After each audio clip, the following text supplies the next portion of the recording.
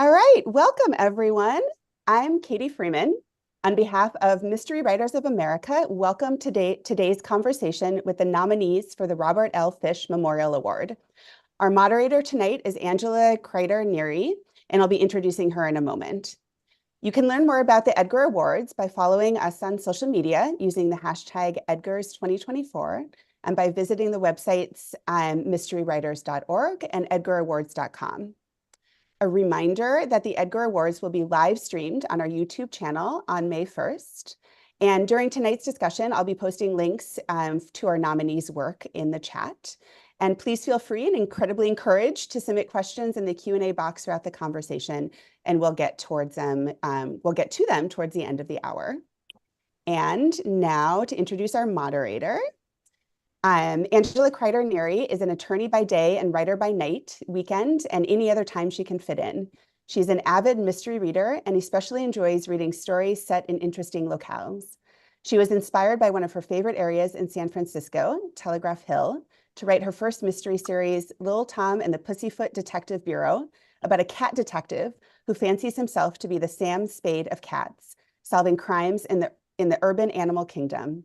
She writes people mystery too, and they are usually short stories that have appeared in Ellery Queen Mystery Magazine, the Bouchercon Anthology, and Down and Out books.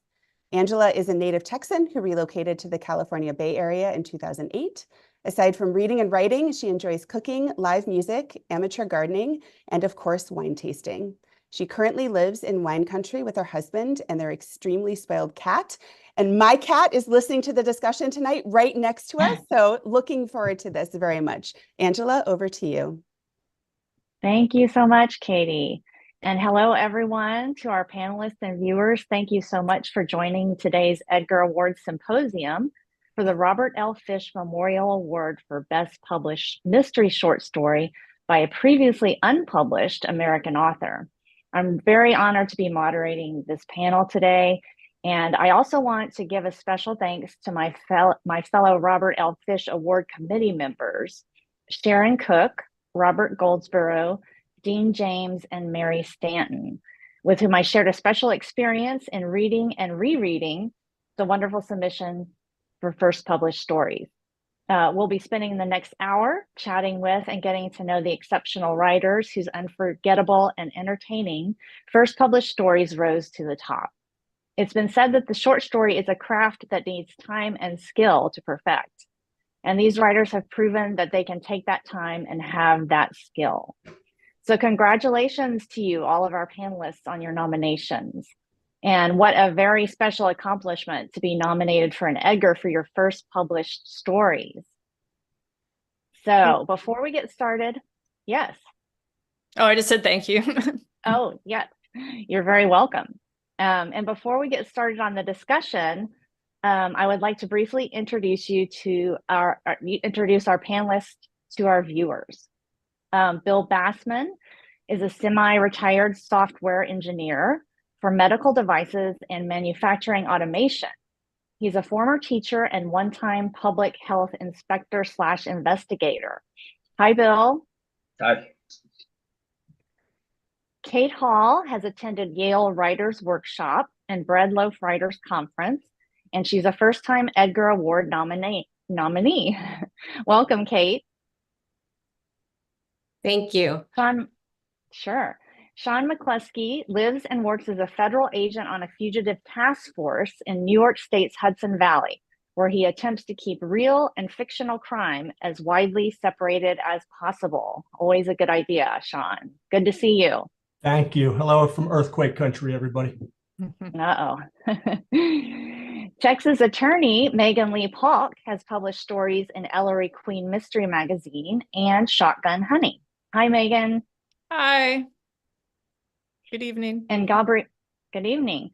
Gabriela Stiteler is a writer and educator based in Maine. She grew up on a steady diet of paperbacks from the golden age of detective fiction, classic noir films, and spaghetti westerns. She's currently working on a historical mystery set in 1936 in a small town in New Mexico that involves murder, multiple timelines, and elements of magical realism. Welcome, Gabi. So first, I wanted to do just a quick round robin with all of you. I'd love to hear how it felt to be nominated for such a prestigious award for your first published story. So, what did you think, and how did you feel when you heard the news? Also, what's been the most exciting thing for you with your debut published story? And anyone, feel free to start. I Don't learned be it when shy. I saw that the Mystery Writers of America had followed me on Twitter. So I figured, well, there must be an actual writer named Sean McCluskey. And when I checked and saw it, it was just really pure elation, just astonishment. I was very gratified by it, and I'm still. It's almost surreal. It's just a wonderful feeling. It was interesting. I had been at my sister's house, and the night before I had just had an accident where I fell and hit my head and got a concussion. And so when I got the news the next day, it almost really didn't seem real at first. So, and I was thrilled, Wow. but it was definitely a day brightener after the previous event.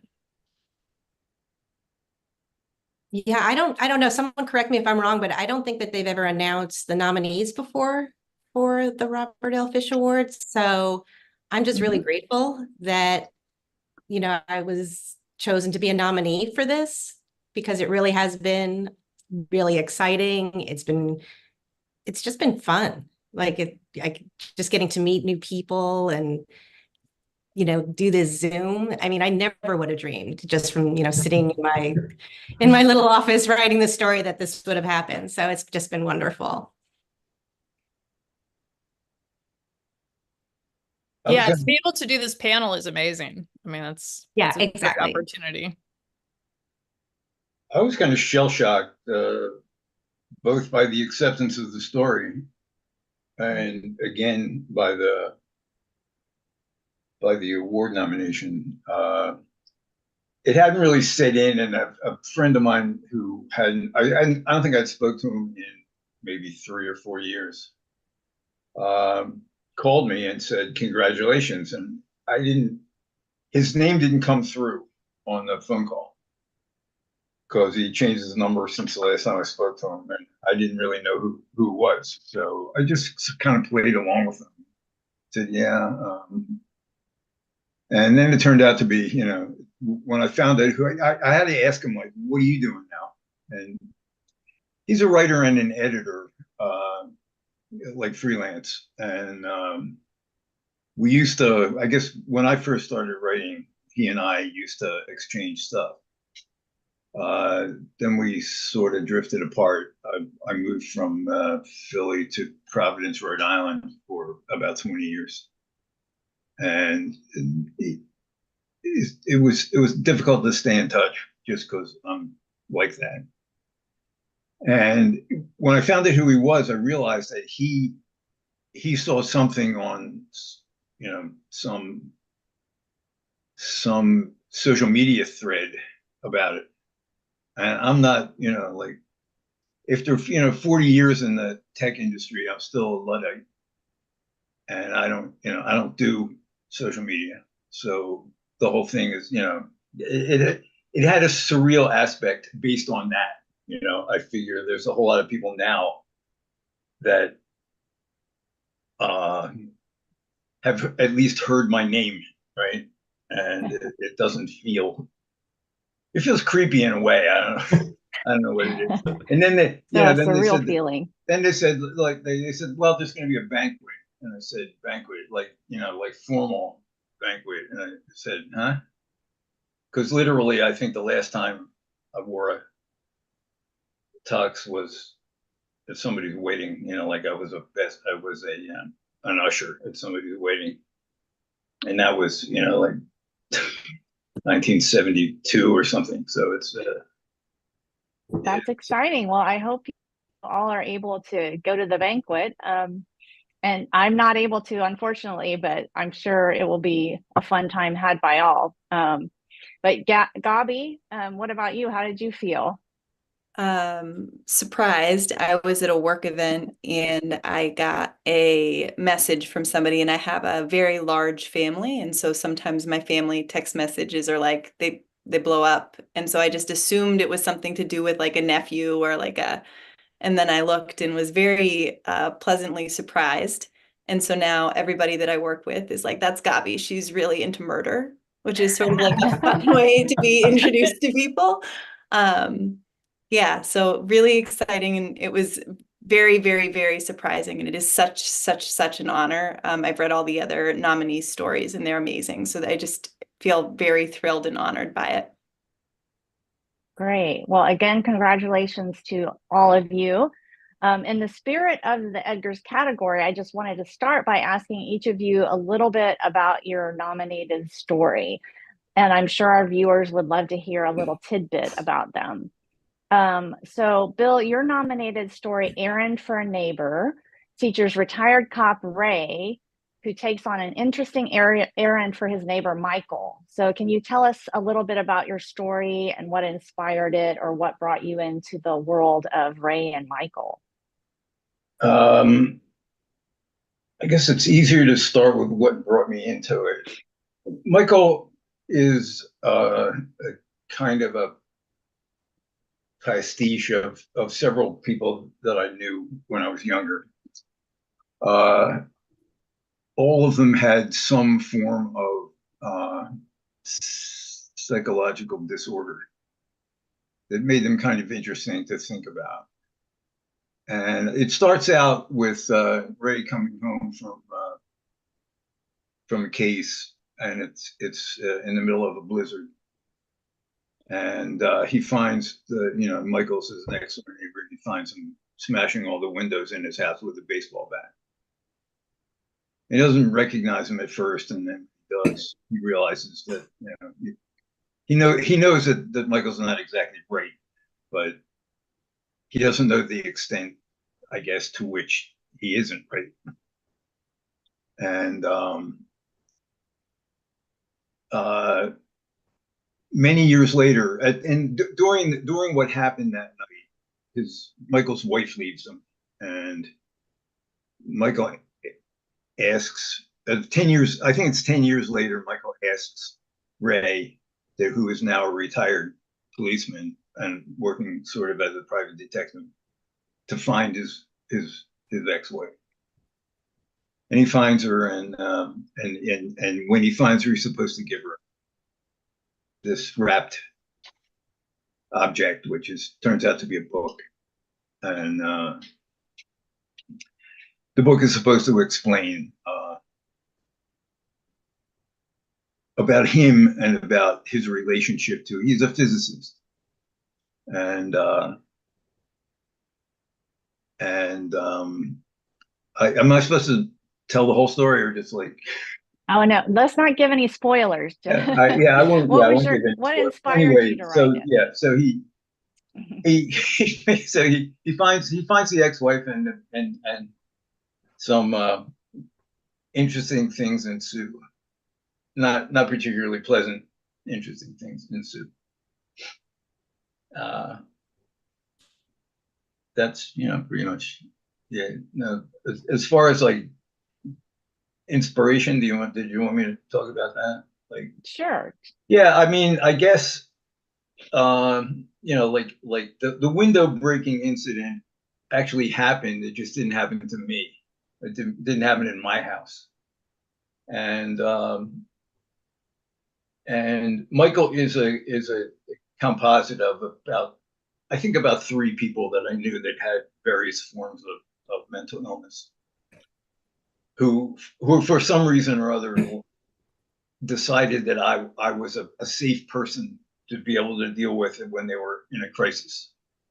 I was never comfortable with it, but that I don't know what it is about me. I know it's not that I have a nice face, but there's something. And I just kind of went from there. I remembered this incident, and I mixed it up with several other incidents, and came out a story, and it kind of surprised me. I mean, that's kind of the way I work is I'll think of a beginning, if I'm trying to write a story, I think of a beginning, and then I think of some characters, and then I hope that the characters will make it into a story for me. Well, And yes, I it think did. to the extent that it got published and and it got nominated, I guess it worked. But Well, thank you so much, Bill. I'm going to turn to Sean next because Bill had a pretty dark story, I would say. And then Sean, your story was dark, but also had some lighter, witty elements in it. Can you tell us a little bit about your story? What inspired you to write it, and what drew you to write about Shane Cutter Kane?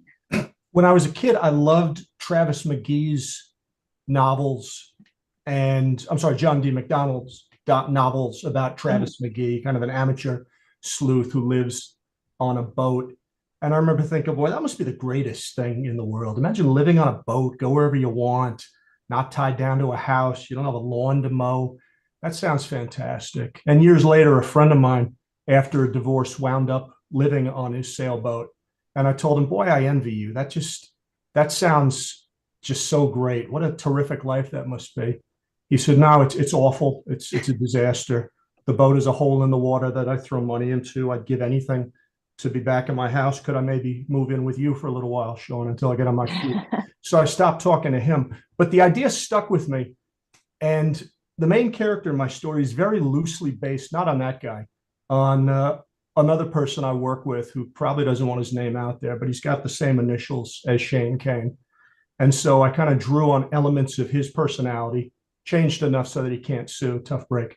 And as far as I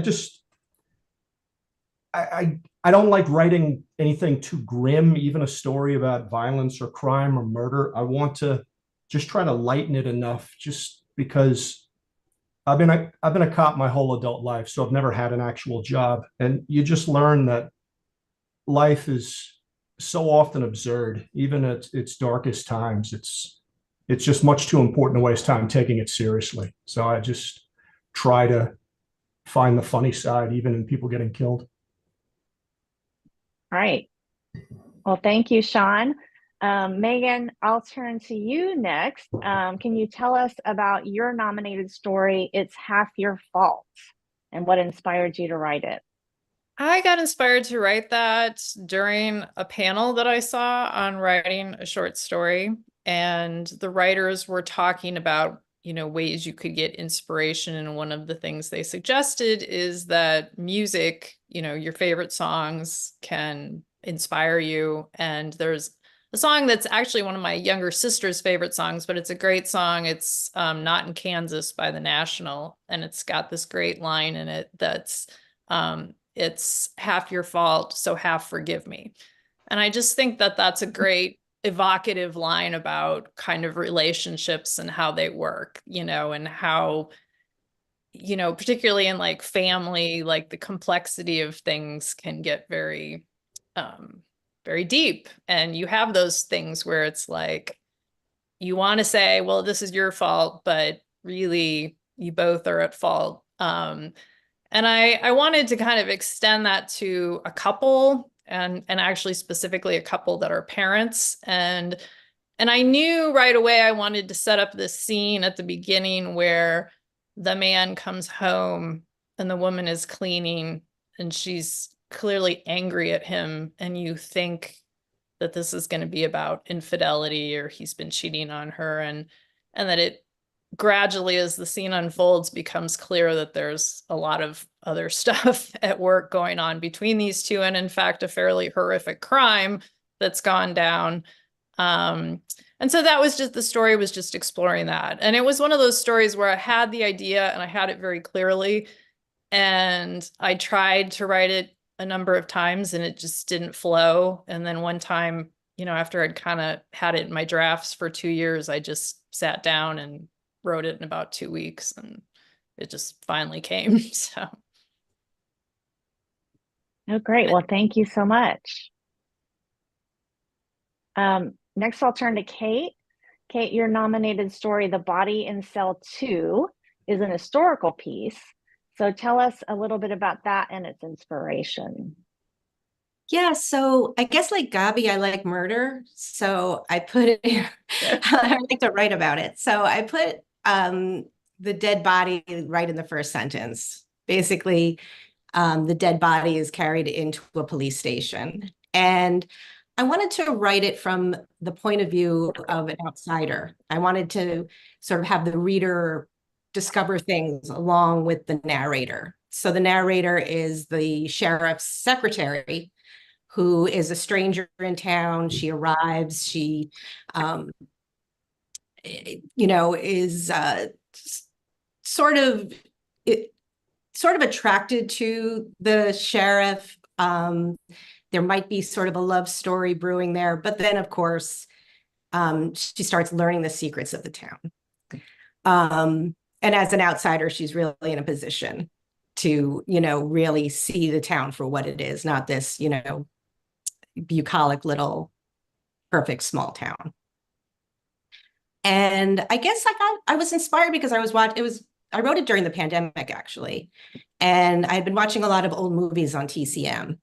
And I was really shocked at how many secretaries there were in these old movies who really did nothing. Like they looked great and they might have a little witty repartee with the main character, but they didn't really do anything. And I thought, look, it's 1947. These women were people. They have these interior lives. They're intelligent.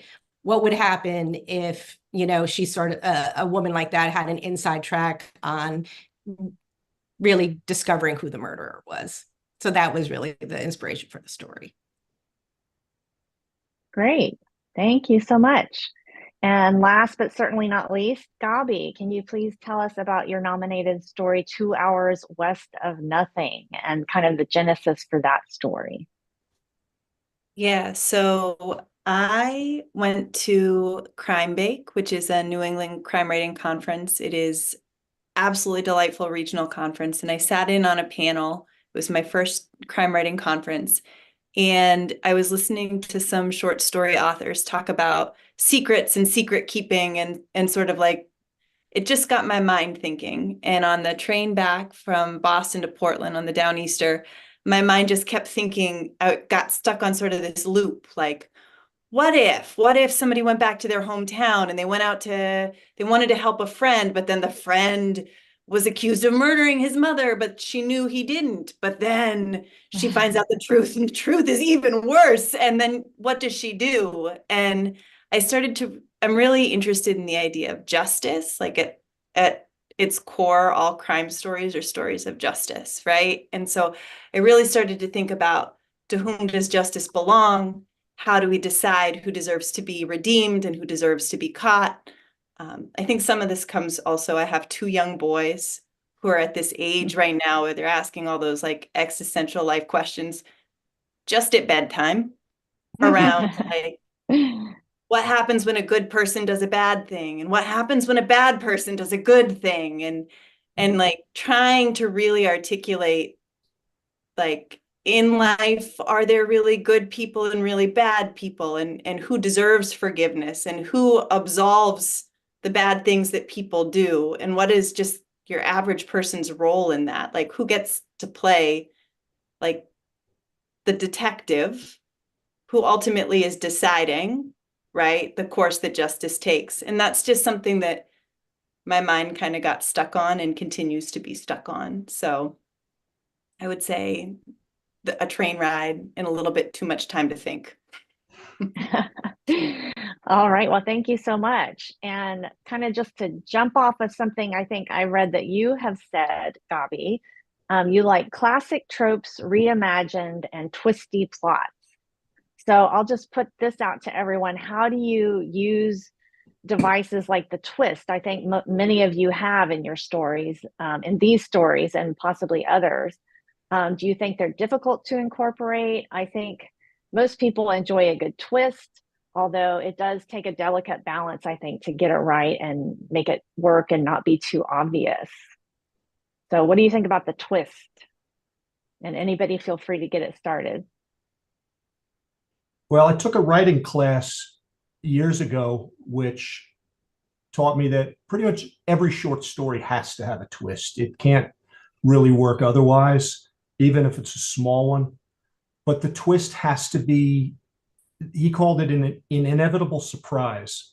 It can't just come out of left field, a meteorite strikes the earth or the dead rise from their graves or something. It has to be something earned and something that in retrospect looks like the only way the story could have ended, but it has to be a surprise when the reader encounters it, which I think is that balance that you were talking about.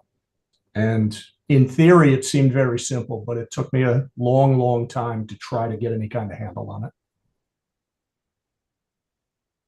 Yeah, I think the twist, the thing is too, sometimes you can come up with the twist, but as Sean said, kind of getting there in a fair way to the reader, that's where it takes more time. And I know certainly with this short story, that's what took a lot of time, is I really had to think about how am I going to set this up so that the reader doesn't end up feeling like, where did this come from? That you had laid the groundwork. And I think that's true with, and sometimes I'll have an idea for a short story, and because I can't quite work out the twist, then it has to just cook in my brain longer. So definitely a twist can be a difficult thing to try to incorporate in a graceful way.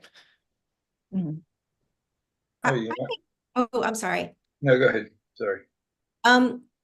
Thanks, Bill. I was thinking too that the nice thing about writing a short story is that I never really intend it to be anything besides sort of just a stream of consciousness thing when I start.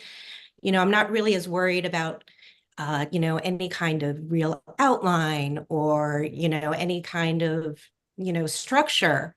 So the twists that I find come with the short story really do come from the characters. And I know that sounds a little strange to say, but it's almost like I'm surprised too, because I'm really just going with it instead of trying to, it's not that much of a time commitment in terms of the length initially. I'm just writing. And then whatever surprise comes out of it, like Sean said, if it flows organically and it makes sense and it's fair and it's not, out of thin air, then that's just a happy coincidence that happens. But it's really just part of following what the characters are doing and just to the inevitable conclusion. Mm-hmm. I would agree with that. With for me, when I said that I kind of like to let the characters figure out what's going to happen, but I've written stories. I've written a lot of stories that have never seen the light of day, except maybe at a writers group, writers critique group or something. There are times when I've started with the twist. That's what I think of is the twist, and then I have to write a story that leads up to it. That's actually easier. Sometimes the story doesn't come, that doesn't make any sense until the twist, and then the twist makes it sense. This story, the nominated story for me, I never considered it a twist. It's kind of a surprise, but I thought, and I didn't know this was going to happen as I was reading it, looking, nothing succeeds like success. So, it sort of looked like it all led up to that. And I went, huh? Yeah, I guess it does. But I don't think I planned it. And I agree with what everybody said so far. Well, and I was going to ask that too. Have you ever just stumbled upon a twist? And I'll let Gabi, you go and answer about twists first. And then if anybody just stumbles upon one, feel free to add that at the end. Meghan, your story that you wrote, you were talking almost about the breadcrumbs that you leave to get up to the twist and how important those are. the story you wrote just did such a nice job of like that feeling of impending doom. Like you knew it was bad. Whatever was going down in that house was real bad. I just think Well, I appreciate that. Thank you. the way you laid those crumbs to get there was so effective. So it's like, I've been thinking a lot, and I'm just starting on this, right? Like I am learning as I go, but that twist element and Kate, you were sort of getting at this and what you were describing is just like all of the pieces that build while you're getting there. It comes organically, but it's like Stephen King also has this really amazing short story where there's just two guys on a park bench, and then all of a sudden like, he pulls an ice pick out of his pocket and like stabs the other guy, and you're like, what did that? But you had like something horrible was going to happen, right? And so it's like, what are those bites along the way that like keep you going, and then you get to the twist and it feels fair, right? I do think for mystery readers, like you want that twist to feel like a fair twist, not a hand of God. But I think that's so interesting to think about and to be attentive to what are those like little minutia that help give you that sense of where it's going to go. And then when it gets there at that twist, it's so satisfying. I don't have an answer really, but I just love them. Yes. Thank you so much. And kind of on a similar vein, and Kate, you kind of mentioned this. What do you think about the first sentence or the first few sentences of a short story or even a novel?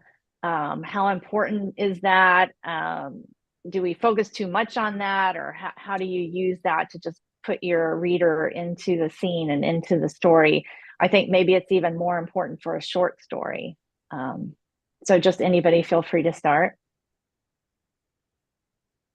Oh God, it's the most valuable real estate in your story. It's your first line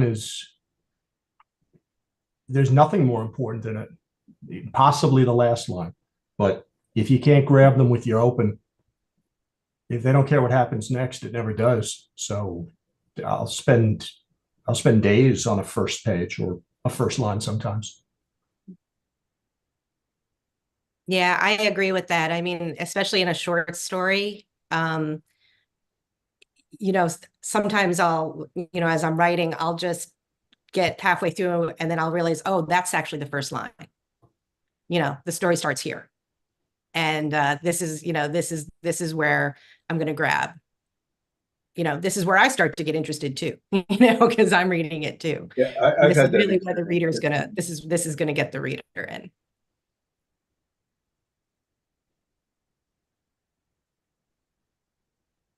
Anybody else on first lines, first I mean, few lines? I've had a problem where I've fallen in love with first lines to the point where the story will end up not matching the first line much at all. And I'm so in love with it that I can't get rid of it. And it's sort of like, I can't remember the wording of it, but it's like I fell in love with the beginning of the Raymond Chandler story, Red Wind, where he describes the Santa Ana. And for a long time, when I tried to write a story, I tried to write a beginning like that. Right? It's not a hook in the sense that a lot of crime fiction has a hook that pulls you in right away. Right? It was just the skill with which he describes that, and then he's got the little end of he describes all the horrible things that can happen during a Santa Ana.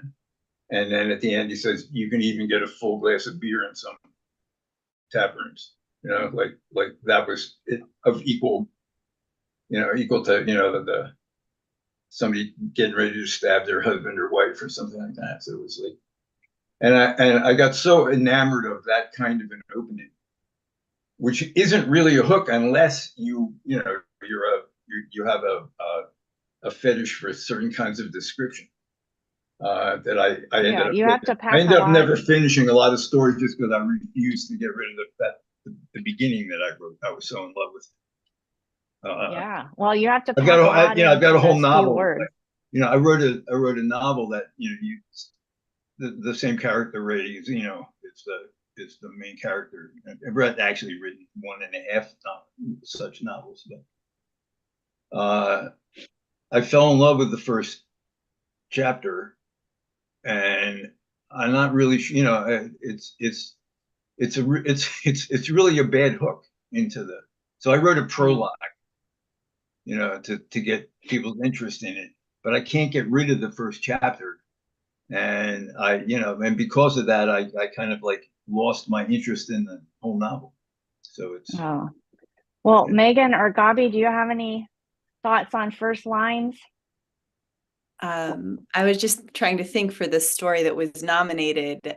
I really love my first line because it's like what I hate laundry, but I love Antiques Roadshow. And so it's like one of those things where I'm like, everybody hates laundry and everybody loves Antique Roadshow. So like, but then Gimlet. throw a gimlet and a death in it, and you've got it all, So it was like one of those things where it just felt like the right place to start. But I agree with what Bill is saying. Sometimes there are authors like Raymond Chandler is a great example. I could listen to his books on tape all day. I could read them all day. You don't want to necessarily fall into inadvertently trying to imitate a style. But it is really hard sometimes when you hear that cadence, and he has a cadence, and when you get that vibe, it's really hard not to fall into wanting to do that. But yeah, I think it's interesting. It's like with Kate, you were saying this too with your first line, you put the body in your first line, right? And I feel like that's kind of fair game sometimes in mysteries, because you're like, there's going to be a body. To put it in that first line, it gets readers in right away, right? Yeah. I think first lines are tough, and I agree with Kate that a lot of the time you end up using something as your first line that you didn't even think was going to be the first line. I find that where I run into trouble is when I overwork my first line. I get too concerned with it, and sometimes it's just better for me to just write and then kind of figure out what the first line will be. All right. Okay. Thank you guys so much on that topic. And Sean, you said something about including humor in a crime story or a murder story, and that kind of made me think of your Ellery Queen Mystery Magazine blog post. And I wanted just to throw out a little fun fact. All of our nominees were published in Ellery Queen Mystery Magazine. And a great thing that magazine does is that it allows each published author to do a blog post. So I encourage all our viewers to go out and read these authors' blog posts. And Sean, yours was quite humorous, and also Bill's was quite humorous, but I think we have a lot of dark stories as well. So what do you all think about including humor in crime or fiction? Because we're talking about murder a lot of the time. So how do you walk that fine line about being humorous, but also discussing serious topics? I think Bill made an excellent point that it all has to come from the characters. It can't be forced. It can't be. I don't think I've ever decided, I have to write a funny story. It depends on the character. I think Shane Kane is just an inherently funny guy, even if his name didn't rhyme like a Dr. Seuss story. I think he would still be a funny character. But I've written some other short stories about a guy who's basically just a hired killer and is just devoid of human emotion and humor. And I wouldn't feel right trying to shoehorn wisecracks or jokes into that. And so because of the focus on that character, the stories tend to be darker and less funny. So I think it's all going to come from character, just like plot all comes from character, plot twists come from character. Everything starts with character. It depends on who you're writing about.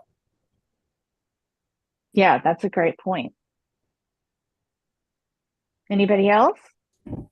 I love humor. I'm a huge Veronica Mars fan. I love that Sean's story had a lot of humor in it. I like the little details like in Gabby's story too. I mean, it wasn't a humorous story, but like the things like she said about Antiques Roadshow and doing laundry, like it had a very, like you really felt the character and it wasn't just, I mean, there was some nice touches, like personal touches and things that, and I like that. And it was kind of odd in a way that for me, that the first short story I had published is something that's pretty dark, because that's not always my wheel. That's when I'm writing, that's not usually what my wheelhouse is. But like Sean said, a lot's just driven by the characters.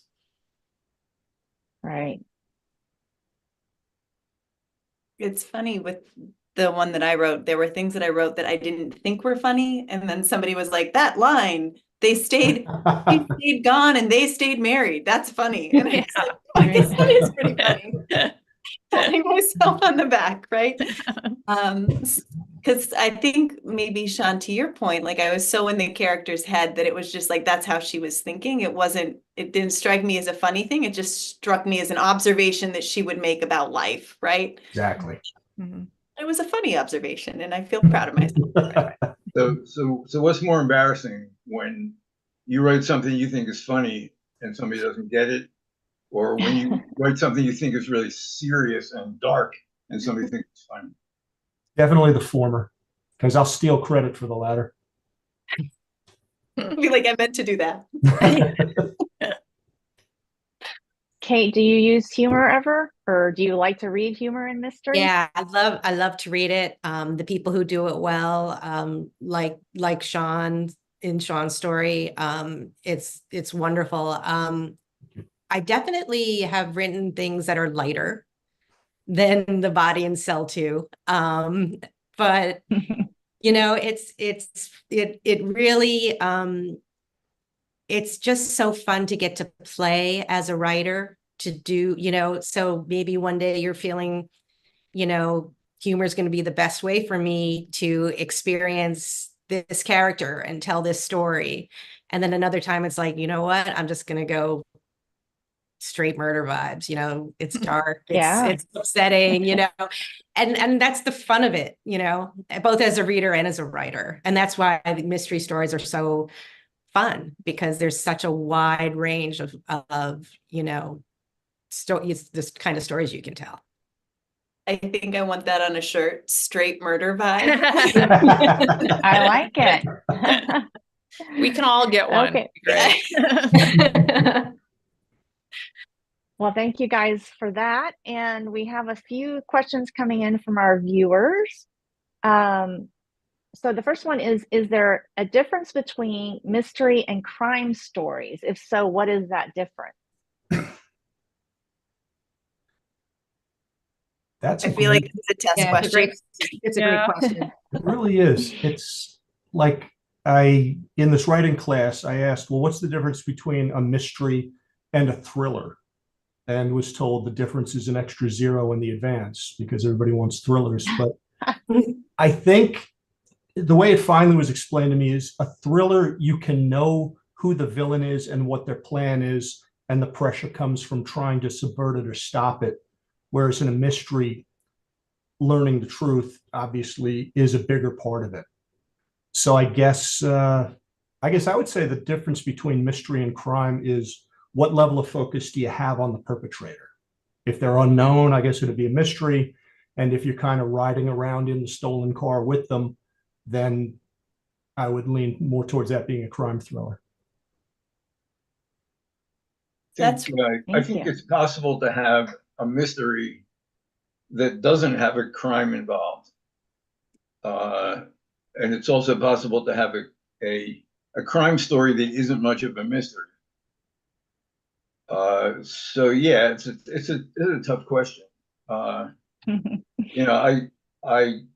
spent a lot of time in laboratories where there are always questions and there are a bunch of mysteries, and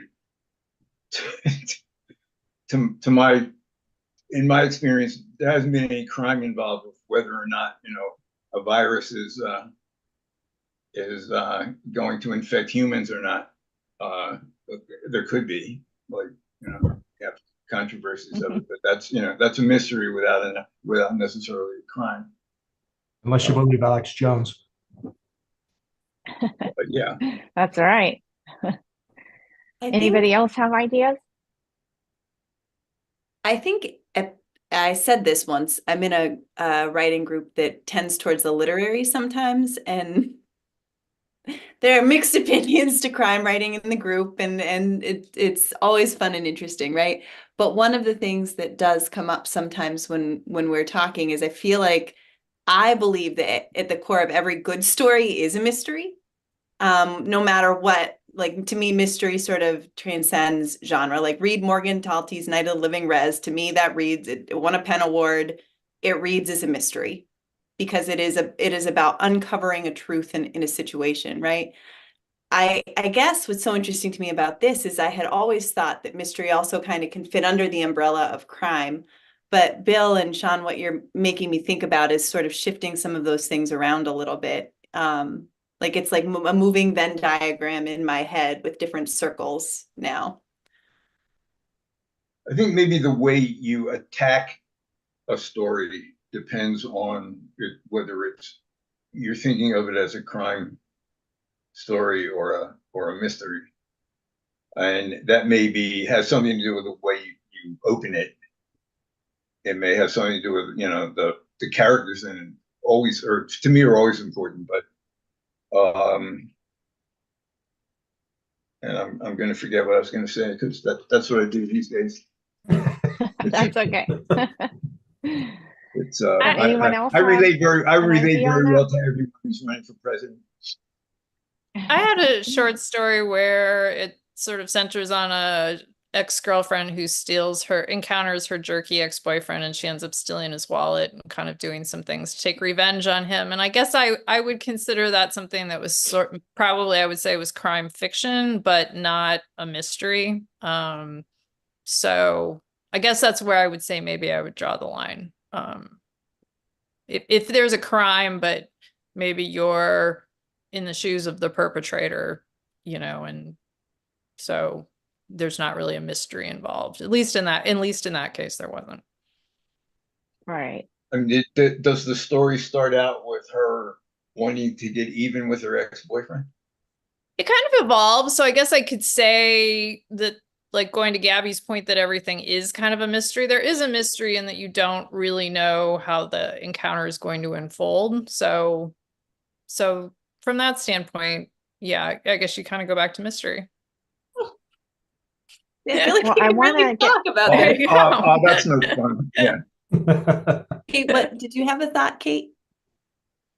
You know, I just keep coming back to like Columbo and all those Yes! old Sorry. shows, you know, and there's a lot of, there's a lot of crime going on, maybe not a lot of mystery. You just know, so and it's an hour of not a lot of mystery to watch, sort of like watching paint dry now in 2024. But, I think at the heart of it, it really is, and it is something that I think we all, the reason that we write is because we're trying to get to really explore why people do what they do, what characters do what they do. And it's really, that's really interesting to us to watch the characters, how they act, how they interact, and how they take what happens to them and they move forward.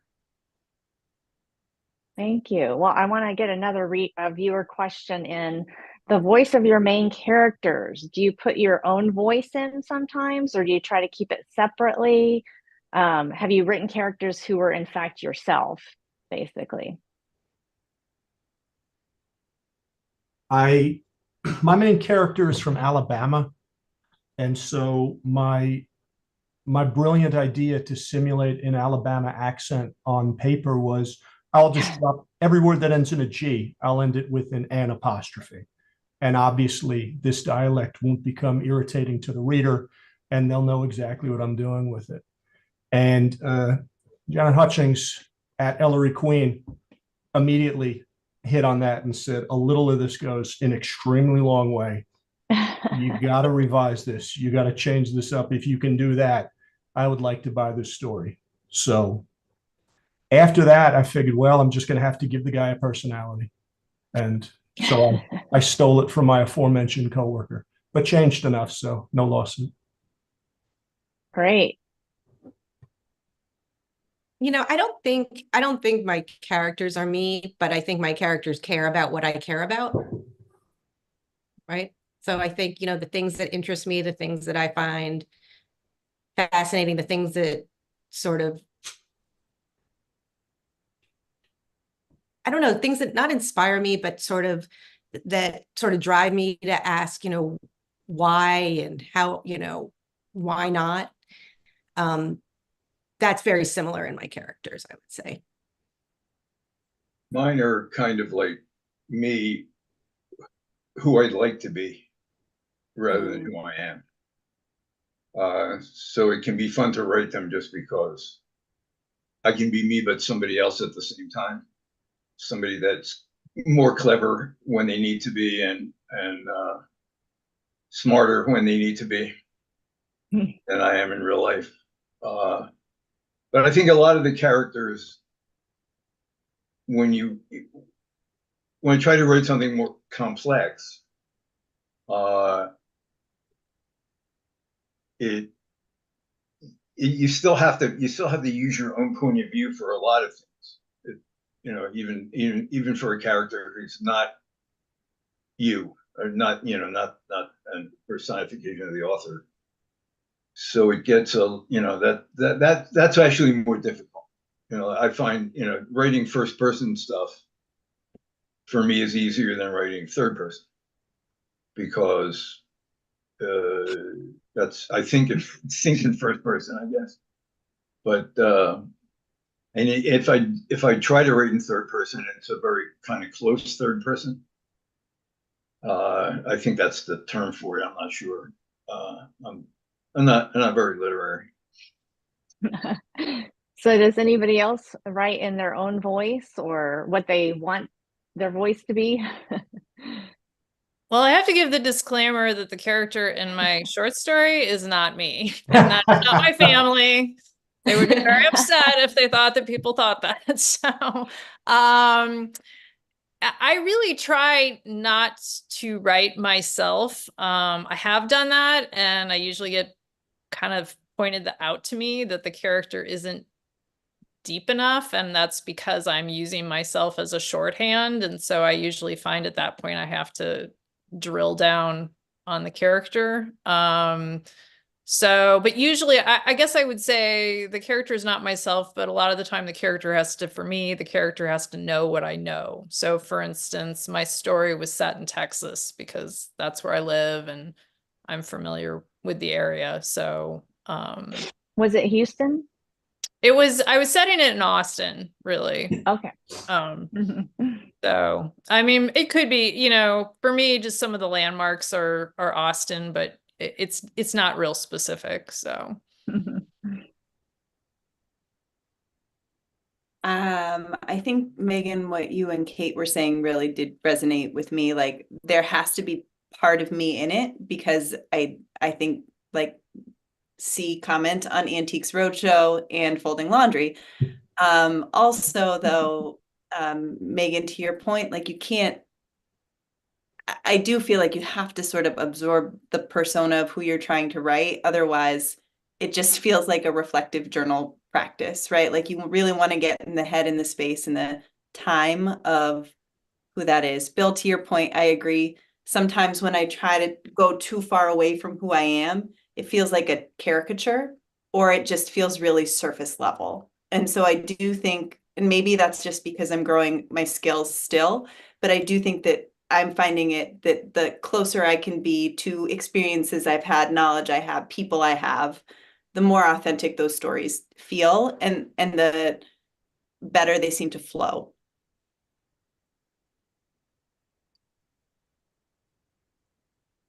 Okay. And did I miss anybody? Angela, If you're doing not, we have a great job moderating. yes. Thank you. Absolutely. Well, we have one last question that I hope we can fit in. What emotional reaction are you hoping to evoke from your audience with your stories? awe at my literary brilliance. I'm willing to settle for someone just enjoying the ride. I think I'd have to agree with that. I think I'm trying to be entertaining. And I'm probably trying to entertain myself, which is, an answer to the previous question also. So yeah, I would have to say that. There was a time I wanted to be a stand-up comic, but I don't have that. There's still time. I don't have the courage.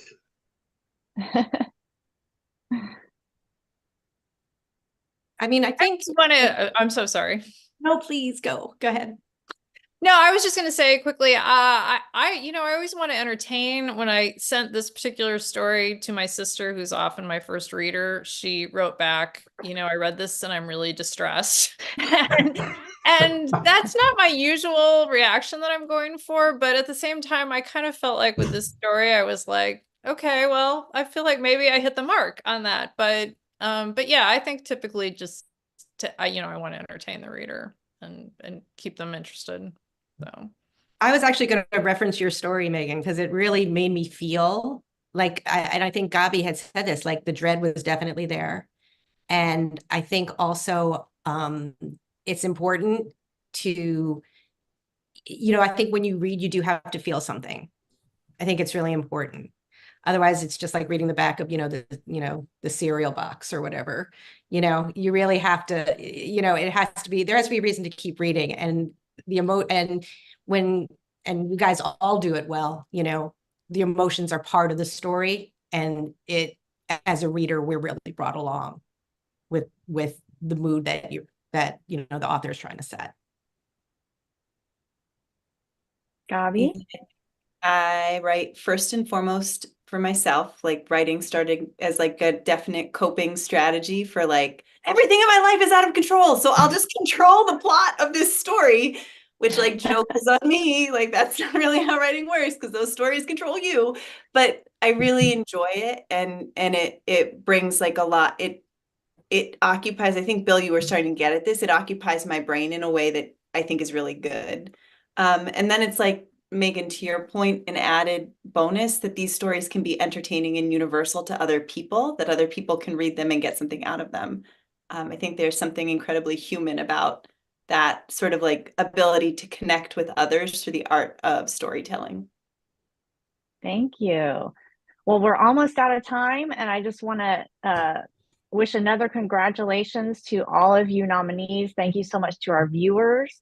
I have a quick announcement. Hopefully I won't get cut off, but join us for tomorrow at 10 a.m. Pacific for a conversation with Best Short Story nominees. Please follow the Edgars on socials at #Edgars2024 and by visiting edgarawards.com and mysterywriters.org, where you can register for all future panels. And remember to tune in to the live broadcast of the award ceremony on May 1st. Again, thank you all for all of your wonderful insights and this vibrant discussion. Thank you.